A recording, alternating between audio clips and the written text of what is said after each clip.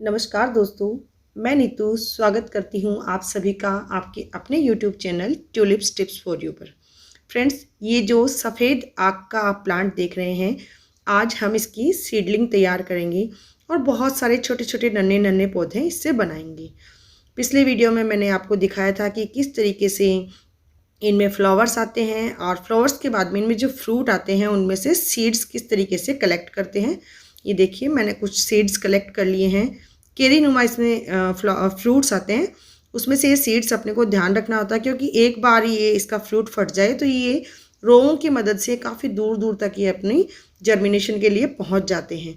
तो मैंने बिल्कुल ध्यान रखा और इनको एक जगह ही कर लिया है।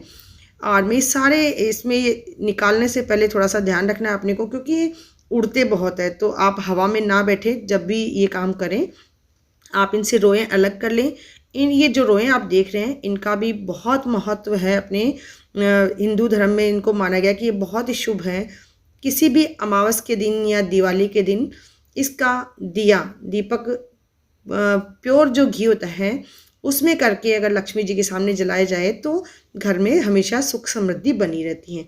तो चलिए हम आज इसकी सीडलिंग तैयार करेंगे। आकड़े का पौधा जो है मुख्य द्वार पर या घर के सामने हो तो बहुत शुभ माना जाता है। श्वेतार्क गणपति जिस घर में रहते हैं वहाँ किसी भी तरह का कोई दोष नहीं होता है। तो इसके लिए सबसे पहले हम तैयार करेंगे मिट्टी। मिट्टी के लिए मैंने लिया है 50% नॉर्मल गार्डन सॉइल, 20% सैंड और 30% इसमें काउडंग कंपोस्ट लिया है। और ये मैंने छोटे छोटे ग्लास ले लिए हैं डिस्पोजल, और उनमें कर लिया है मैंने नीचे होल ताकि इसमें ड्रेनेज अच्छा रहे। सब में मैंने ये सॉइल इसमें भर लिया है। बहुत ही इजी तरीके से ये दोस्तों लग जाता है। सीड कलेक्ट करना आपने अभी देखा है। अगर आप मार्केट से ये इसकी सीडलिंग लाएंगे या प्लांट लाएंगे तो बहुत ज़्यादा पैसे खर्च करने पड़ेंगे, और अगर ले भी आए तो ज़रूरी नहीं कि वो आपको सफ़ेद आक ही दें। तो चलिए इस मिट्टी में हम एक एक सीड डाल देते हैं। मेरे पास काफ़ी सारे सीड हैं, तो मैं सोच रही हूँ कि एक एक ग्लास में दो दो तीन तीन सीड डाल दूँ, क्योंकि कई बार इसमें मेच्योर और इमेच्योर दोनों तरह के सीड होते हैं। तो हम एक एक लगाएंगे तो अपनी मेहनत पे पानी भी फिर सकता है। कई बार वो जर्मिनेट नहीं होते हैं, क्योंकि जो हल्के होते हैं बिल्कुल छोटे छोटे से होते हैं वो जर्मिनेट कम होते हैं।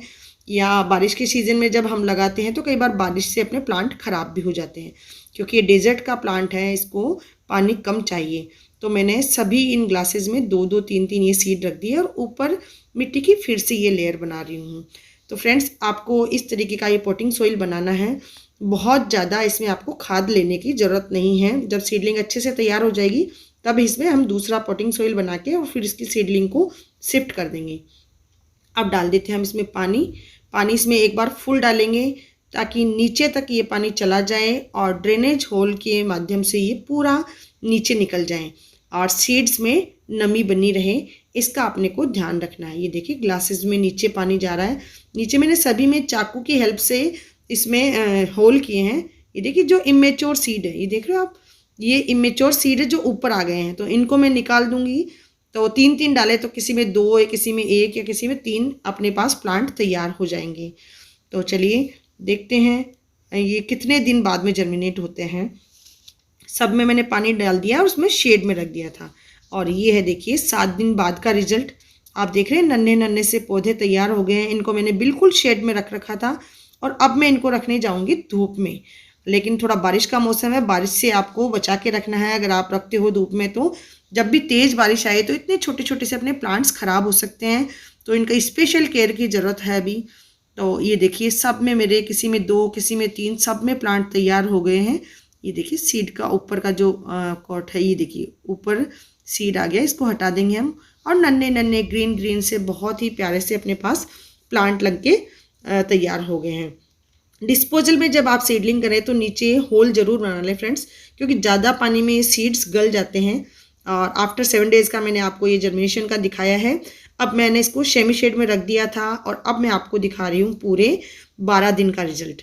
ये देखिए 12 दिन बाद में इसमें ट्रू लिप्स भी आ गई है, 3-3 4-4 लिप्स सभी में आ गई है। थोड़ी बारिश हो गई थी इसलिए कोई कोई मेरा प्लांट थोड़ा ग्रोथ कम किया है, लेकिन फिर भी जैसा मैंने सोचा लगभग वैसी ही मेरी सीडलिंग तैयार हो गई है। सभी ग्लासेस में ठीक है। अभी इनकी एक्स्ट्रा केयर की मुझे ज़रूरत है, क्योंकि बारिश का सीज़न है। जब भी धूप होती है मैं इनको धूप में रखती हूँ और जब बारिश होती है तो इनको हटाना पड़ता है बीच बीच में। तो फ्रेंड्स, जब भी आप ये सीडलिंग तैयार करें, आपको सीजन का चुनाव मैं बता देती हूँ। आपको बारिश का सीजन शुरू होने से पहले या बारिश में इसकी सीडलिंग करनी है। आई थिंक आपको ये वीडियो समझ में आ गया होगा। फिर भी अगर कोई क्वेरी हो तो मेरे कमेंट बॉक्स में जाके कमेंट करें। Thank you for watching. Bye.